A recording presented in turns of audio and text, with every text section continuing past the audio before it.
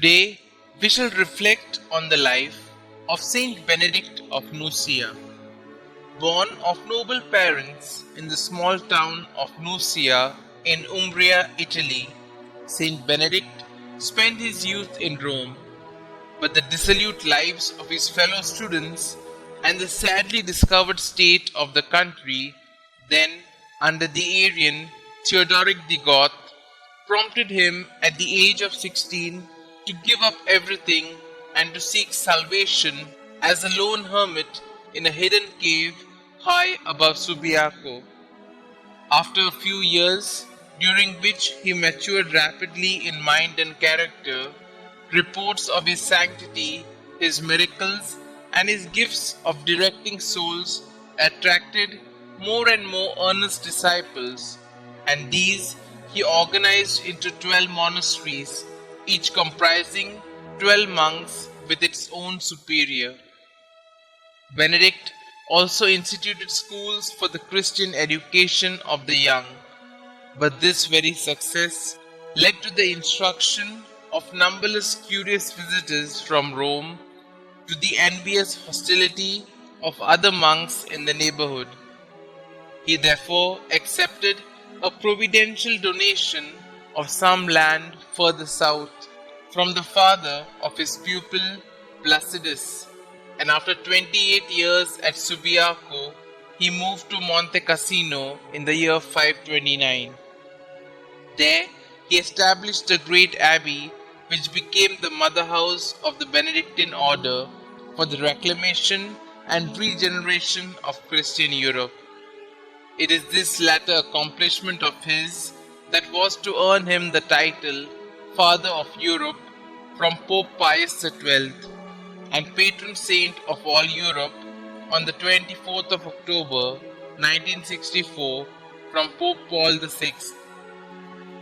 In contrast to the seclusion of Subiaco, the new foundation was set like a great beacon on a mountain top halfway between Rome and Naples.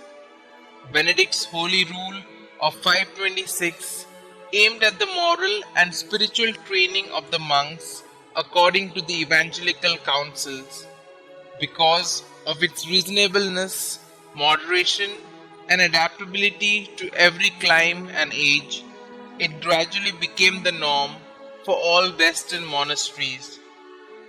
In contrast to the rule of the more individualistic Egyptian Cenobites, it emphasized the importance of community life and complete cheerful obedience by performing work which had always been regarded as that of serfs, and by reclaiming war-devastated and abandoned land. His monks now vested manual labor with a new dignity. To work was added prayer, the Opus Dei, the humble acknowledgement of God's presence throughout the day by brief public acts of faith, praise and adoration. Private prayer was said with tears and fervent heart. The vows comprised poverty, chastity, obedience, and the stable attachment to one monastery for life. In contrast to the later Franciscan idea of poverty, the Benedictine monastery was to be not only self-supporting, but in a position to succor the poor, the sick, the afflicted, and give shelter to the stranger. By their teaching, studying, and copying of manuscripts, the Benedictines preserved the Greek and Roman classics through the Dark Ages. Bishops, abbots, nobles, and simple folk came to consult the holy founder and were inspired by his quiet, dignified, balanced view and way of life. Superiors, he thought, should always endeavor to cultivate love rather than fear in their subjects.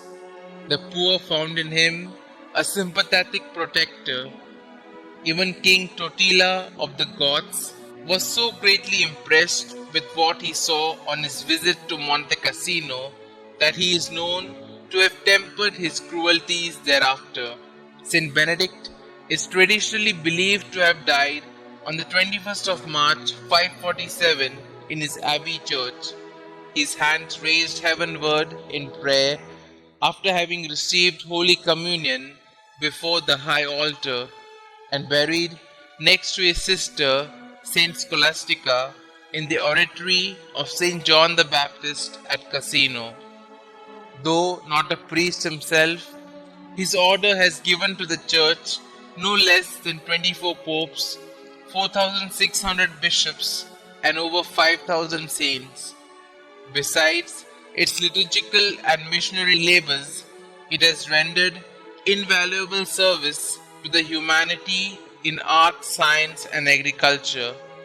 This patriarch of Western monks is invoked in cases of the stone and of poisoning.